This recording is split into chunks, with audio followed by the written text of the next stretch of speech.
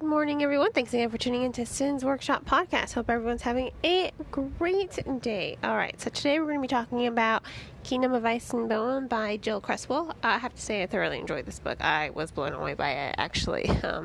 There is so much momentum and there's so much tension that drives the story forward because it's just, it is just so well written. You know, I liked the first one. Don't get me wrong, you can check out my review of Beast of the Frozen Sun on my website on sinsworkshop.com, and I liked it. Don't get me wrong, but I feel like this one has more momentum to it. I think this one has stronger storytelling to it, and I ultimately think I love this one a little bit more.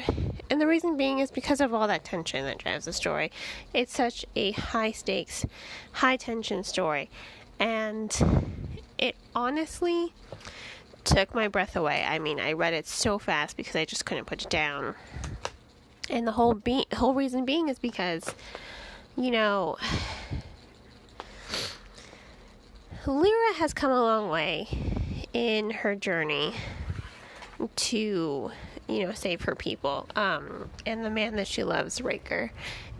And what I think is really compelling about that is the fact that,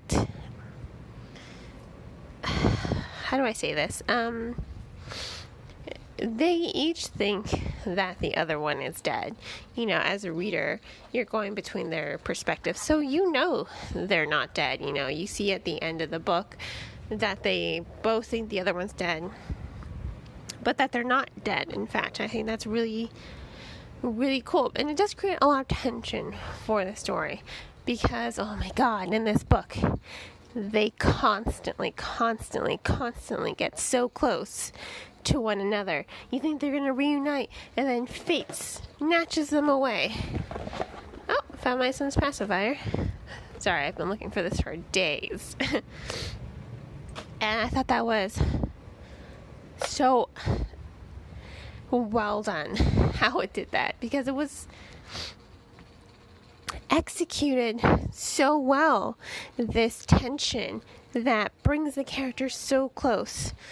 And you think, oh yay, they're finally going to reunite, only for the story to snatch them away. And I was like, no!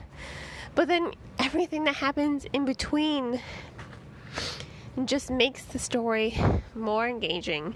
It makes the whole adventure with these characters so engaging. And I thought that was so awesome. Like, I was pushed to the edge of my seat while I was reading this novel because it's so amazing, because it's so thoughtful, because it was executed so well tension-wise. I mean, this really is a tension-driven story. There's no doubt about it. That's the core of it. You know, there's a lot of tension. There's a lot of high stakes going on here. And I think it says a lot about Criswell's writing, you know. That's why I think I like this one more, because there's so much more tension, because there's more momentum to the storytelling. And ultimately, it was a doozy. It was a doozy. I can't say that enough.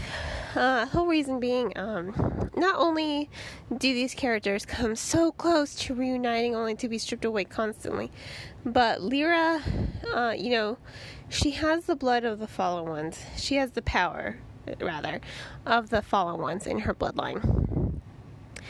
You know, she released the trapped gods of her country. You know, she released them and she took their power. So they do exist inside her, and it's a lot of power she has to contend with, and the power is sort of feeding off of her anger, her hatred, her need for vengeance to save her people, but also avenge Riker's death, because, she thinks Riker is dead at the hands of Draki, the Conqueror. And Sorry, excuse me. Allergies are killing me today, so it makes it hard to breathe. I thought that was really well done. I mean, I can't say this enough. I love her journey, Lyra's journey. I feel like she is a stronger character, a more formidable character, because, in the previous novel, she has a lot of strength to her, don't get me wrong, but now she has all of these feelings. She doesn't feel trapped so much anymore. She doesn't feel like she doesn't have any choices. She makes her choices. She makes decisions. She becomes really formidable, and she puts a lot at risk. She puts her own life at risk to do what's right, and she embarks on this journey to destroy Iseult. I think that's how you pronounce her name. Draki's mother, the serpent goddess who's a soul eater. And that doesn't go according to plan, and it just opens up a whole new can of worms. And I thought, it was like, oh my god, no! I loved it ultimately. I really do think it was a good story. And I loved how her shift with Draki, her relationship with Draki kind of changes a little bit. It does grow, it does evolve. And I was really pleased with it because, Draki, who was just a name in the first novel, you really just got to see him as this nameless, this faceless name, this figure of power. Very much the villain. And there's no denying he's a villain. He is a villain, he is a conqueror. But for some of his people, he is, a savior. And I think it says a lot about how you look at leaders. For some, they are saviors. For others, they are damnation. And I think with his power, his ultimate goal is to unite everyone under his rule, to create a unified country. That's not a bad goal to have. I just think the way he goes about it is incorrect. But given the structure of this world, it's understandable why he took the direction. And it's nice to see him presented in a different view. Before he just kind of seemed like this two-dimensional villain set on conquering the world. He has more depth in this novel.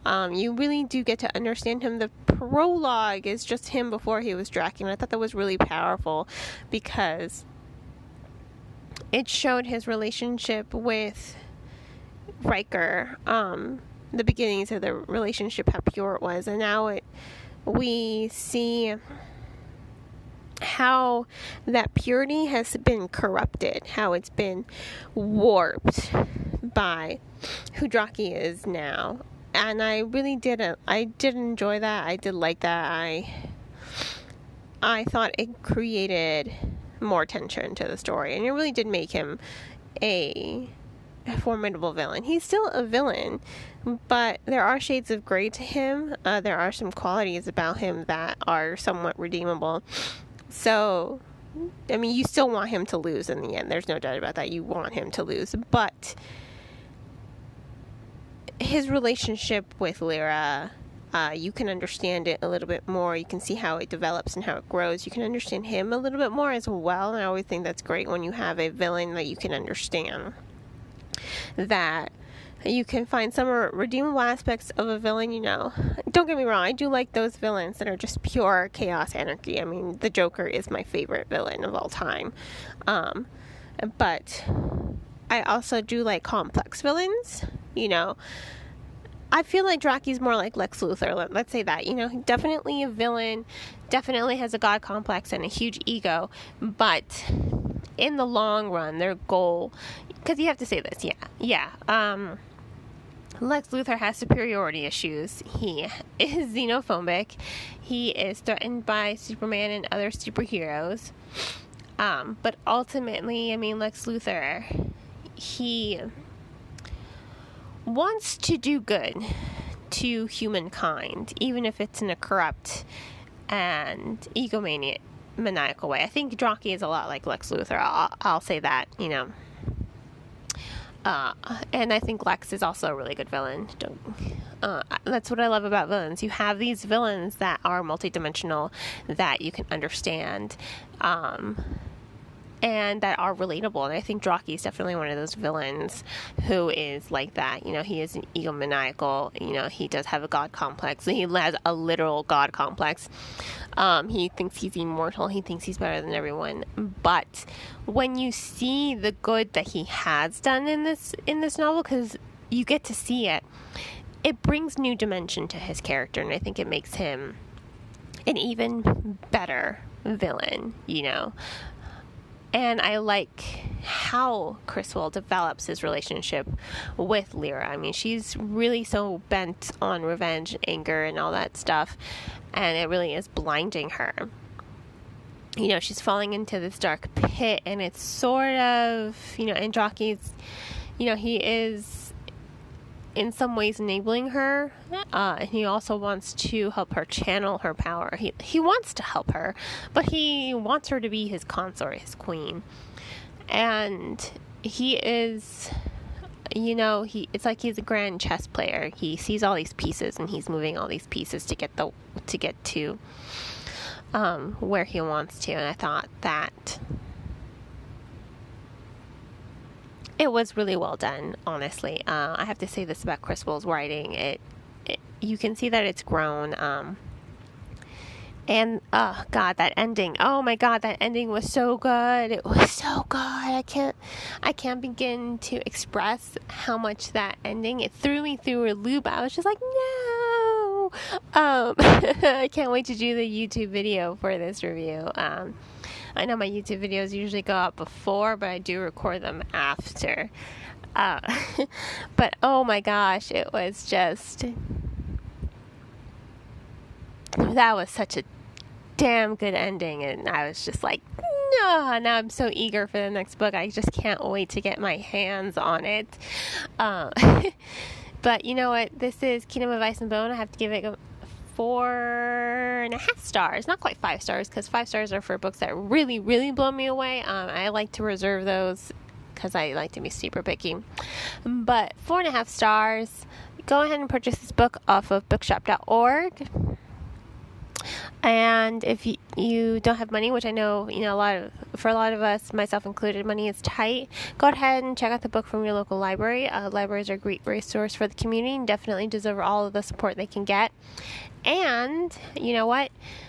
Please do not forget to support me by liking this podcast and following it. You can also become a supporter on Anchor. Anchor is the platform I use to record it. And there's a link for that in the description of this podcast. I hope you all have a great rest of your day. And as always, happy reading.